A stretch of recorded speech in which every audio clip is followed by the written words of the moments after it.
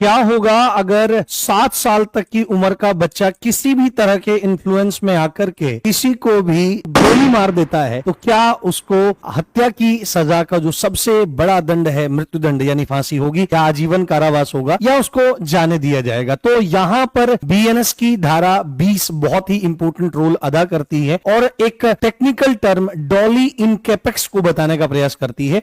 यह टर्म डॉली इन कैपेक्स बताता है अपराध करने में अक्षम होना, यानी कि अपराध कर ही नहीं सकता। तो आप बोलोगे सर ऐसा कैसे? यानी कि धारा 20 यह बताने की कोशिश कर रही है कि यदि 7 साल से कम आयु का बच्चा कोई अपराध करता है तो उसका अपराध अपराध नहीं माना जाएगा, चाहे वो कितनी बड़ी भी घटना हो जाए। आप बोलोगे सर ऐसा क्यों? तो ऐसा इसलिए क्योंकि अपराध करने के लिए क्रिमिनल इंटेंशन का होना जरूरी है, और उस क्रिमिनल इंटेंशन को पूरा करने के लिए जो काम किया जाएगा, जो एक्ट किया जाएगा, उससे क्या होना चाहिए? नुकसान होना चाहिए। नुकसान तो हो रहा है, बट उस काम की नेचर और रिजल्ट का भी पता होना जरूरी है। जो 7 साल से छोटी उम्र का बच्चा है, उसकी क्रिमिनल इंटेंशन कैसे कुछ हो सकती है, क्योंकि उसकी समझ ही डेवलप नहीं है। और जो काम वह कर रहा है कि ये उठाई बंदूक और लोड करी, लो पापा आप ही की दरोगा वाली पिस्टल से आप ही को उड़ा दिया, तो उसको नहीं पता है कि ये गोली चलाने से क्या हो सकता है, ये कैसा काम है और इसके रिजल्ट क्या होने वाले हैं। इसलिए अगर 7 साल से छोटा बच्चा कोई अपराध करता है